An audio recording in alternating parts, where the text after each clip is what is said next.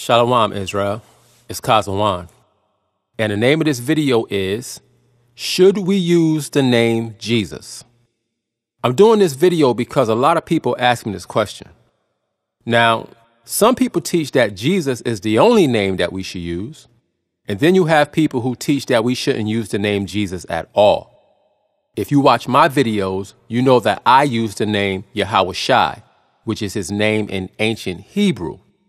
But what I want to do in this video is give a broader understanding of why we should not use the name Jesus, but also how to deal with the situation wisely. So let's go to the time of the crucifixion. This is John chapter 19 and verse 19. It says, "And Pilate wrote a title and put it on the cross, and the writing was, Yahweh of Nazareth, the King of the Jews." Verse 20. "This title then read many of the Jews, for the place where Yahweh was crucified was nigh to the city." Watch this.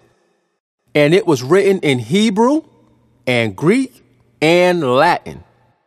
So this title, Yahweh of Nazareth, the King of the Jews, was written in 3 different languages. Now, before we deal with this, we have to clear something up. Many people make the mistake of claiming that names don't change across languages. But that's not completely true. Names don't change across languages when the person is able to pronounce the name in the original language. However, when they can't, a transliteration or even sometimes a substitution is put in place. Even in the Bible, we see this process taking place. This is Revelation 9 and 11.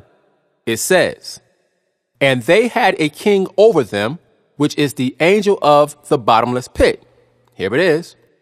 "Whose name in the Hebrew tongue is Abaddon." Watch this. "But in the Greek tongue have his name Apollyon." So we see that the Hebrew name is different from the Greek name. Here's another example. In English, we say John. In ancient Hebrew, we say Yachanan. In Greek, we say Ioannes. Clearly, this name is changing across languages. Different dialects exist among different nations, and therefore, name alterations happen all the time. So we have to be right and exact about what we say so that we can properly explain why we should not use the name Jesus. It's not because names don't change across languages. It's a deeper and more important reason. Let's go back to John chapter 19 and verse 19. It says, "And Pilate wrote a title and put it on the cross, and the writing was, Yahweh of Nazareth, the King of the Jews." Verse 20, "This title then read many of the Jews, for the place where Yahweh was crucified was nigh to the city." Here it is. "And it was written in Hebrew and Greek and Latin."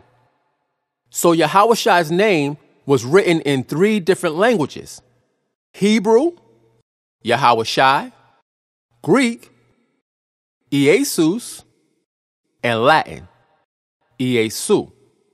Now, why did Pilate write the title with his name in 3 different languages? Because there were Israelites who spoke those languages. Some of them didn't read or speak Hebrew at all during this time. This is Acts 6 and 1. It says, "And in those days, when the number of the disciples was multiplied, there arose a murmuring of the Grecians against the Hebrews, because their widows were neglected in the daily ministration." Now, when we look at this verse, we see interaction between the Grecians and the Hebrews. And at first glance, it appears that the Grecians and the Hebrews are 2 different people. However, they're actually both Israelites. The only difference is the language that they spoke. Let's look up the word Grecian in this verse. Here it is. It's G1675, and it's the Greek word Hellenistes. And when you go down to the outline of biblical usage, it says a Hellenist, one who imitates the manners and customs of the worship of the Greeks. and used the Greek tongue. Watch this. It says, used in the New Testament of Jews born in foreign lands and speaking Greek. See that?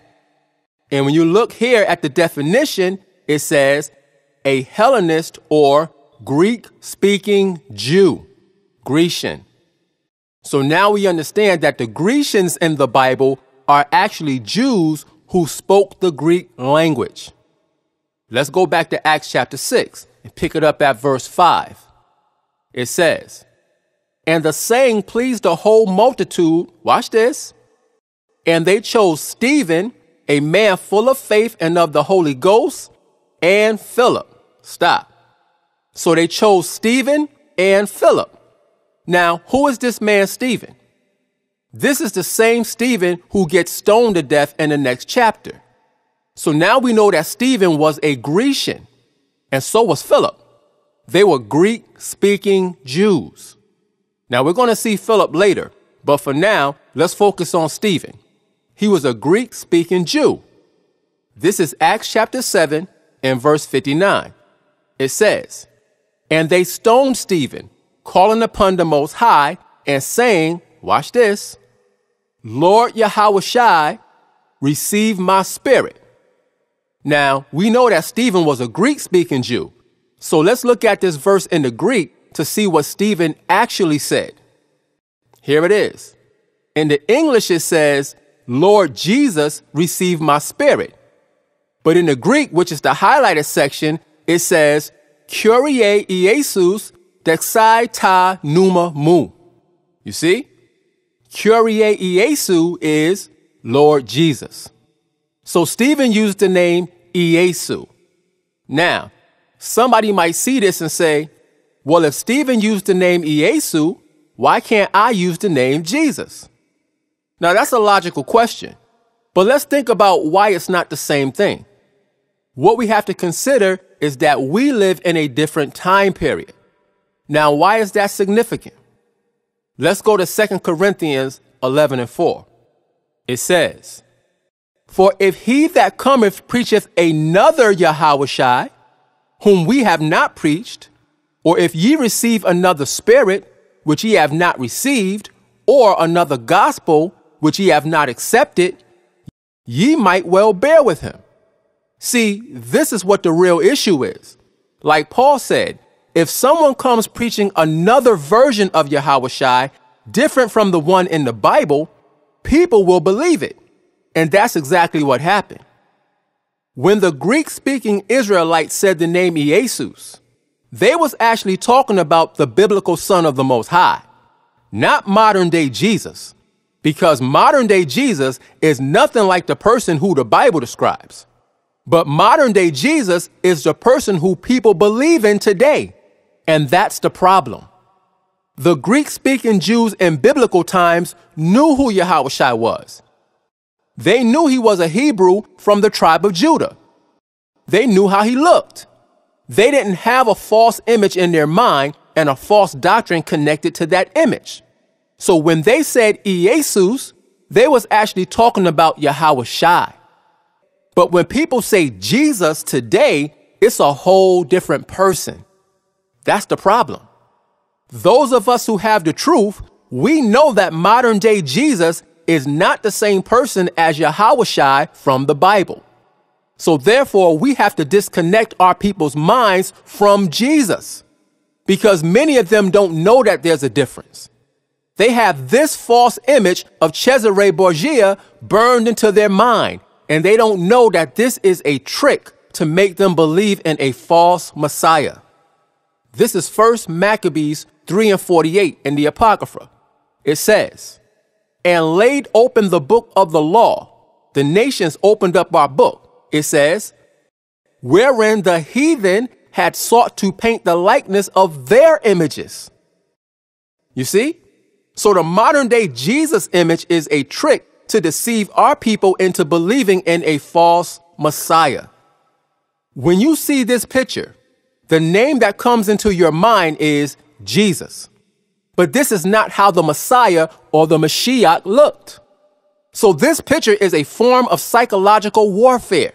It's mind manipulation. It's a deceitful trick of Satan to mislead you into idolatry and false doctrine. This is 2 Corinthians chapter 2 and verse 11.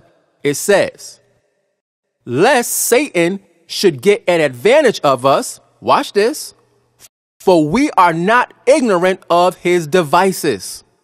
Some of us are not deceived. We know that the Jesus image is false and that there is a certain thought process that goes along with that image and that name. That's why we have to reestablish the true name of Yahawashi, because the name Yahawashi has a whole different vibration connected to it. When we say Yahawashi, we think of an Israelite. We don't think of a Greek. When we say Yahawashi, we think of a man who promoted the laws, statutes, and commandments of the Most High. Not a man who taught that the law was over. Jesus and Yahawashi are two different people. So that's why using the name Jesus in these times is not the same thing as using the name Jesus during Stephen's time. The image of Yahawashi was not corrupt back then, so it was clear who Stephen was talking about. However, that is not the case today. The Jesus that the world knows today is not the same as the man in the Bible. Now, let's go to Acts chapter 11 and verse 19. This verse picks up after Stephen was stoned. It says, now they which were scattered abroad upon the persecution that arose about Stephen traveled as far as Phoenice and Cyprus and Antioch, preaching the word to none but unto the Jews only. So when the disciples went through these places, they initially only preached to the Jews who spoke Hebrew. But watch this, verse 20. And some of them were men of Cyprus and Cyrene, which when they were come to Antioch, here it is, spake unto the Grecians, preaching the Lord Yahawashi. So when the disciples came to Antioch, they began to teach the Grecians, which we know are Greek-speaking Jews. These Jews didn't know the Hebrew language. They only spoke Greek. So if something had to be broken down to them, you had to show it to them in Greek. Now the disciples were able to speak Greek, which allowed them to bring the Hellenized Jews into the truth. Now, just because the apostles used the Greek language to explain things to the Greek-speaking Jews, that doesn't mean that they never used Yahawashi's Hebrew name. Let's go to Acts 21 and 40. This is Paul speaking in front of an Israelite council.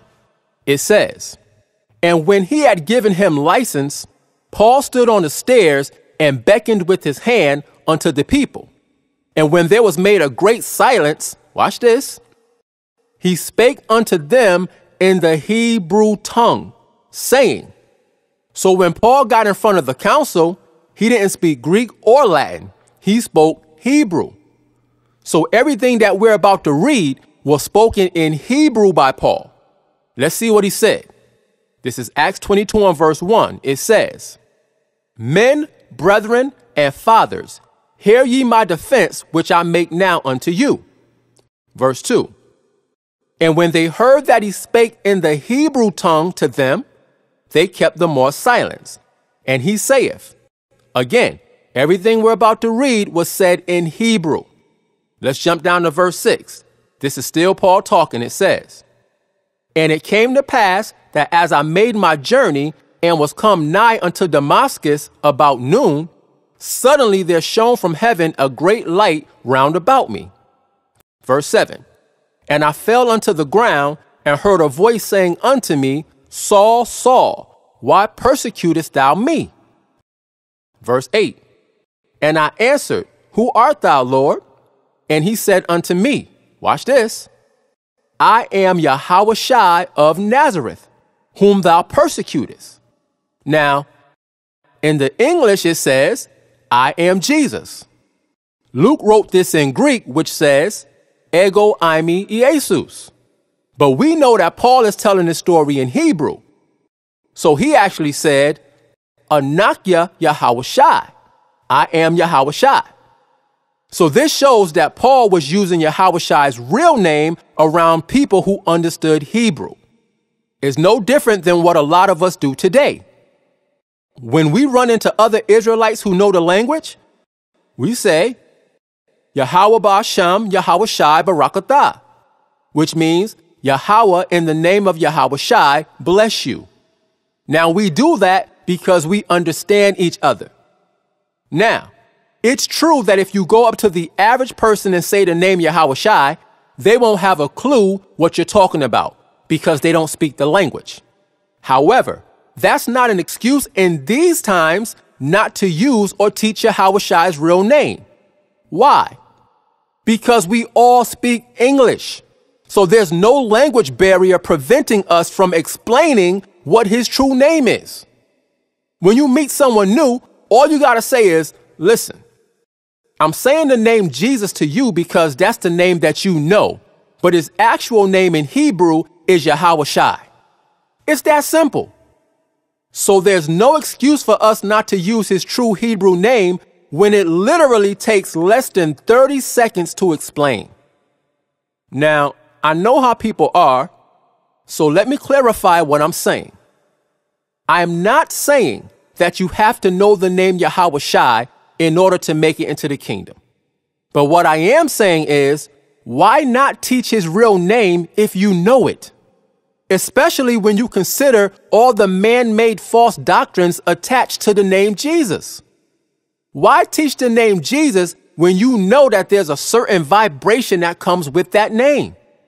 Why not take people away from that confusion completely by giving them his true name and the correct doctrine to follow? That's what I'm saying. Now, I'm not talking to newer people who may not have the ability to explain things clearly. But if you're a teacher in Israel, there's no reason why you shouldn't be teaching his true Hebrew name if you know it. No reason at all. This is Luke chapter 21 and verse 8. This is Yahweh Shai talking. It says, and he said, take heed that ye be not deceived. Don't allow yourself to be fooled. It says, for many shall come in my name, saying, here it is, I am the Messiah. So there are many false versions of Yahweh Shai. It says, and the time draweth near. Watch this. Go ye not therefore after them. So Yahweh Shai told us not to follow after people pretending to be him. Modern day Jesus is a false version of the true son Yahweh Shai. It's not the same person, so we should not promote modern day Jesus. Now, I want to address a common question in regards to this topic. Somebody might ask, if Yahweh Shai's Hebrew name is so important, why didn't the New Testament authors just write Yahweh Shai's Hebrew name in their letters to the Greek-speaking Israelites? In other words, why not just put the Hebrew name in there so that when they came across it, they would see it? Well, let me show you why that wouldn't make sense. Look at this. This is a standard English sentence with a Hebrew name at the end. Now, if you don't know the Hebrew, this is what would happen when you try to read it. You would say, he had great favor with the Most High, and his name was... See the problem? You're stuck. You can read the English part, but when you get to the Hebrew name, you have no idea what it says or how to pronounce it. So it wouldn't make sense for me to write you a letter in English and put a Hebrew name in the letter. You won't know what it says. However, watch this.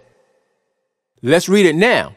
It says, he had great favor with the Most High, and his name was Samuel. See that? Anybody who understands English can read this because it's completely written in English. So as you can see, even if the apostles would have put Yahweh Shai's Hebrew name in their letters, the Greek-speaking Israelites would not have known what it said or how to even pronounce it. They didn't read Hebrew. So the apostles wrote the name Jesus because that's the language the Greek-speaking Jews understood. And by the way, this Hebrew name is pronounced Shamwa'allah, which is the ancient Hebrew form of Samuel. Now notice that the pronunciation is not the same as Samuel, but it's still the same person. Again, when the Greek-speaking Israelites said Jesus, they were still talking about Yahweh Shai. They wasn't talking about an entirely different man with a whole different doctrine. That's the problem with using the name Jesus today. Modern day Jesus is a whole different person than the man in the Bible. I have to keep saying that because that is the issue. So we have to teach people about the real Son of the Most High. And we can't do that using the name Jesus because that name already has a particular history attached to it that will not allow people to receive the true teachings of the Son of the Most High. When you try to tell people some of the things that Yahweh Shai actually taught, they say, not my Jesus. My Jesus don't teach that. And that is the problem. The Jesus that the world knows has a different doctrine from Yahweh Shai in the Bible. Every time people hear the name Jesus, they think of this guy, Cesare Borgia. They think about Sunday church and everything that comes along with that whole system. So that's why we have to erase that name and that image out of their minds and replace it with the true name Yahweh Shai, the Son of the Most High. This is Romans chapter 10 and verse 14.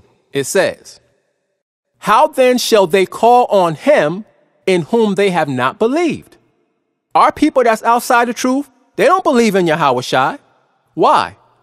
It says, and how shall they believe in him of whom they have not heard? You see, they never heard of Yahweh Shai. All they know about is Jesus.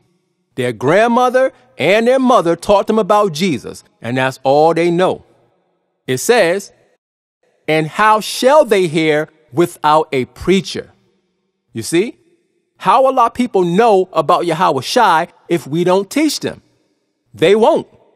That's why we have to move away from that name Jesus, because that name is attached to a false representation of who the true Messiah really is.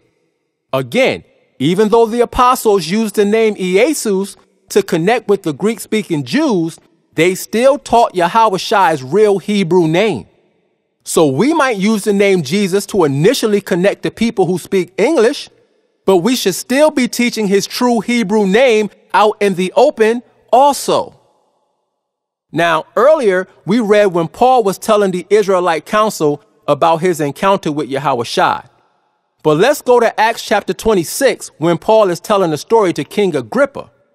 This is Acts 26 and 14. It says, and when we were all fallen to the earth, I heard a voice speaking unto me. Watch this. And saying in the Hebrew tongue, Saul, Saul, why persecutest thou me? It is hard for thee to kick against the pricks. Verse 15. And I said, who art thou, Lord? Remember, this conversation is taking place in Hebrew. Paul said, who art thou, Lord? It says, and he said, I am Yahweh Shai, whom thou persecutest. So we see that Yahweh Shai spoke to Paul in Hebrew. Now, this is important because Paul spoke Hebrew, Latin, and Greek. So Yahweh Shai had the option to give his name to Paul in any of those languages. But notice, he didn't tell Paul that his name was Jesus, which is Greek. And he didn't tell Paul that his name was Iesu, which is Latin. And he definitely didn't tell Paul that his name was Jesus, which is English. He told Paul his name was Yahweh Shai. He gave Paul his name in Hebrew. Again, most of us speak English, yes. So you may have to use the name Jesus when you first meet somebody. That makes sense. But as I showed earlier, once you get into the conversation, it takes less than 30 seconds to explain that his real name is Yahweh Shai. See, here's the thing. You don't want anybody calling you something that's not your name. Well, how much more respect should we have for the Son of the Most High? We should call him by his actual name. Now, I want to address another point about the Greek name Jesus. because a lot of people want to know where that name came from. Jesus is a transliteration of the Hebrew name Yahushai. So let me explain how the Hebrew name Yahushai became the Greek name Jesus. The ancient Hebrew had no vowels, but as time went on, Israel was influenced by other languages and adopted a vowel system that changed some of the original sounds. During the Babylonian captivity, the name Yahushai became pronounced as Yehoshua. Later, Yehoshua took on a shortened form, which is where you get the name Yeshua. We can see this name alteration in Nehemiah chapter 8 and verse 17. Let's read it. It says, "And all the congregation of them that were come again out of the captivity made booths, and sat under the booths." Watch this. "For since the days of Jeshua, the son of Nun, unto that day had not the children of Israel done so, and there was very great gladness." Now, who is Jeshua, the son of Nun? It's talking about Joshua, whose Hebrew name is Yahushai. So the pronunciation of Yahushai was changed to Yeshua during the Babylonian captivity. Look at this. This is the Gesenius Hebrew Chaldee Lexicon. It says, Jeshua, a contracted form, meaning a shortened form, it says, of the pr.n, meaning proper name. Look at this. Yahushai. See that? Jeshua or Yeshua is a shortened form of the original proper name Yahushai. It says, used in the later Hebrew, again, Yeshua is a later pronunciation. Look at this. It says, Jesus. Now that's Greek. So we see that Jesus is the Greek form of Yahushai, or the Greek form of the shortened Yeshua. It says, number 1, of Joshua, the leader of the Israelites. You see? And then it gives you the verse we just read, Nehemiah chapter 8 and verse 17. So that shows you that in Nehemiah 8 and 17, Jeshua, the son of Nun, is actually talking about Joshua. But it also shows you that Joshua and Yahushai had the same Hebrew name, Yahushai. Now remember, Yahushai is the original Hebrew name. Yeshua is the modern shortened version of the name. The Greek name Jesus is a transliteration of Yeshua. It's not a translation, it's a transliteration. Let me show you the procedure. So here we see the name Yeshua. If we break this name down into sections, you get Ye-Shu-A. Now, let's transliterate the Hebrew name Yeshua into Greek. The process of transliteration requires you to take the sound from one language and then reproduce the same sound in another language. So starting with the first sound in the name Yeshua, we have Ye. So how do we reproduce the sound Ye using Greek letters? We can't, because there are no Greek letters that can reproduce the modern Hebrew sound Ye. So what do? We go with the closest sound that we have available. The closest we can get to the Hebrew Ye sound using Greek letters is Ie. We take the Greek letter iota and the Greek letter eta, and when you put them together, you get Ie. Again, Ie. So it kind of sounds like a Y sound. So if we look at the name, instead of Ye, now we have Ie. The next sound in the name Yeshua is sh, the SH sound.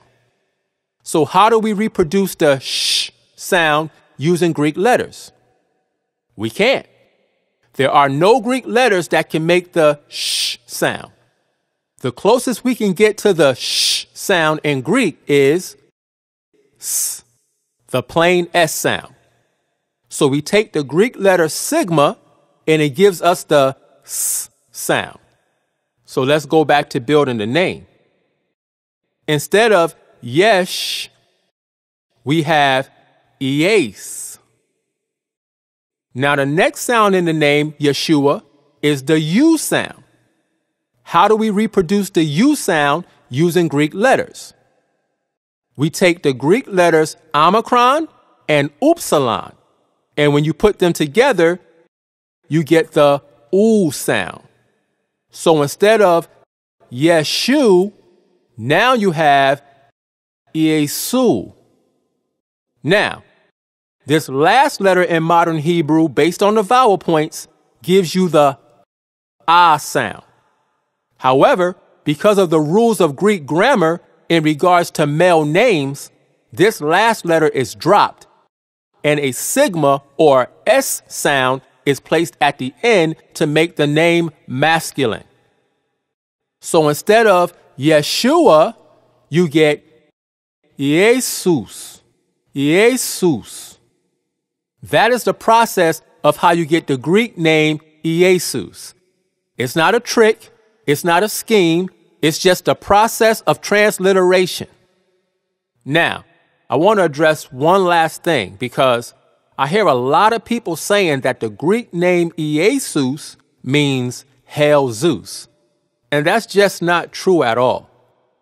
The reason I'm addressing this is because people try to use that lie as an attack against Yahweh Shai being the true Messiah. Sometimes we hear things or we see something on a random website and we just run with the information without doing the proper research.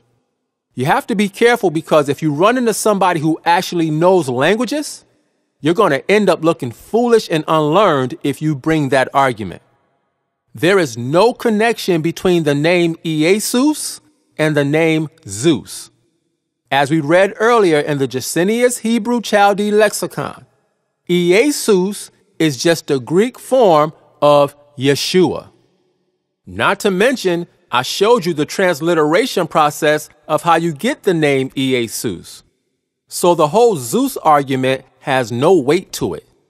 But just to go one step further, let's look up the word Zeus in the concordance. Here it is. So we see that it's G2203, and it's the Greek word Zeus. When you go down to the outline of biblical usage, it says Jupiter or Zeus. It says a father of helps, the national god of the Greeks, and corresponds to the Roman Jupiter. The definition under it says Zeus, of uncertain affinity. In the oblique cases, there is used instead of it a probably cognate name Dis, which is otherwise obsolete. Zeus or Dis, among the Latins, Jupiter or Jove, the supreme deity of the Greeks, Jupiter. So, as you can see, Zeus and Jesus is not the same person. The name Zeus is spelled Zeta, Epsilon, Upsilon, Sigma. But Jesus is spelled Iota, Eta, Sigma, Omicron, Upsilon, Sigma. These are two different names with no connection to each other. Now, other people try to say that Jesus is Zeus, and therefore Yahweh Shai is Zeus. Again, this is just ridiculous. Look at the last part of the definition of Zeus. It says, the supreme deity of the Greeks, Jupiter. In other words, Zeus and Jupiter is the same person. So watch this. This is Acts 14:11. It says, and when the people saw what Paul had done, they lifted up their voices, saying in the speech of Lycaonia, the gods are come down to us in the likeness of men. Watch this. Verse 12. And they called Barnabas Jupiter and Paul Mercurius because he was the chief speaker.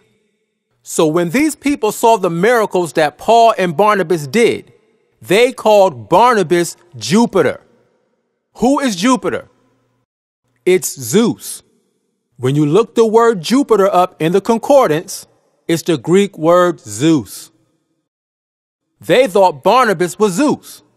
So how can Yahawashi and Zeus be the same person when the Greek text makes a clear distinction between Yahawashi and the false Greek deity Zeus?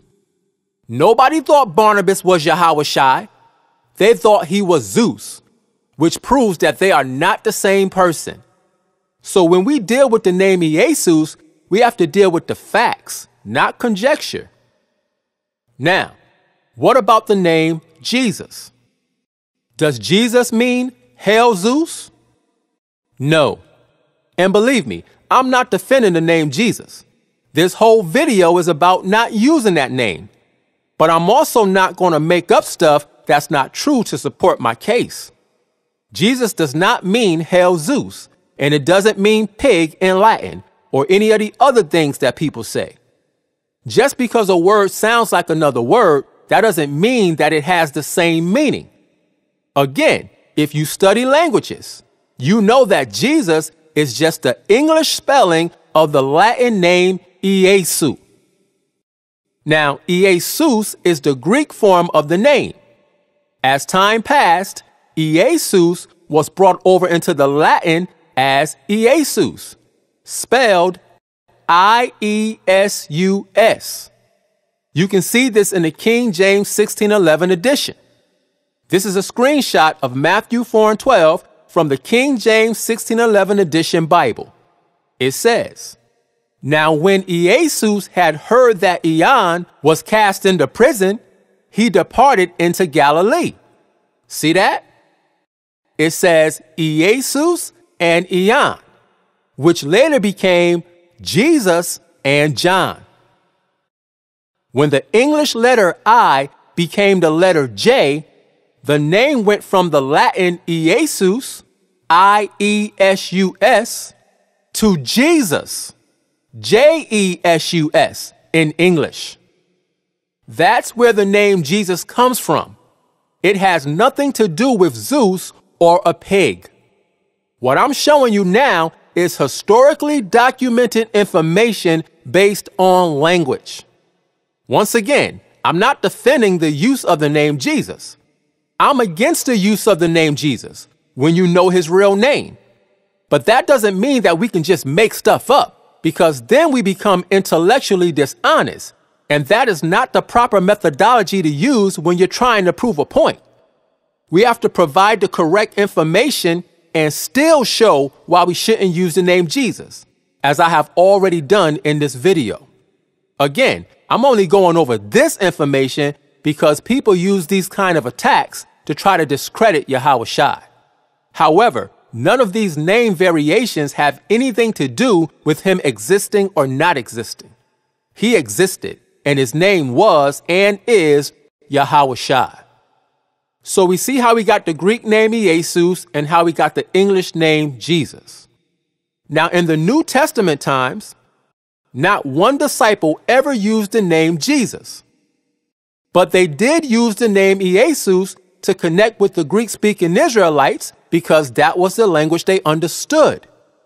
However, that's not an excuse for us today not to use his real name, because we all speak English and we are more than capable of understanding that his real Hebrew name is Yahawashi. And if we know that his birth-given name was Yahawashi, why would we not use it? We can all say it. Why would we not use it? There's no excuse unless you don't know. So, should we use the name Jesus? No, we should not use the name Jesus once we know better.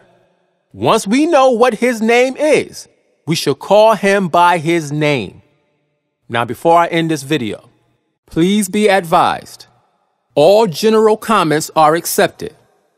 If you disagree with something that I say, you have that right. However, If you attack me on a personal level outside of the scriptures and resort to name calling and childish, unspiritual behavior, your comment will be erased and you will be blocked. Also, if you disagree with something that I teach, that's fine. You have the right to comment about it. But if you make a comment in disagreement and you don't use scriptures to support what you're saying, I won't block you, but your comment will be erased because I deal with scriptures, not opinions. Now, to the sincere Israelites who watch my videos, I'm not talking to y'all. I appreciate you guys for taking the time out to watch and listen. But I'm talking to these immature, non-spiritual trolls who always have something to say. But when you go to their page, 9 times out of 10, they don't have one single video teaching anything. But yet, they want to come on my page and teach in the comment section. I'm not allowing that anymore. So, with that being said, as always, I hope that somebody got some understanding from this video. And with that, I say, Shalom.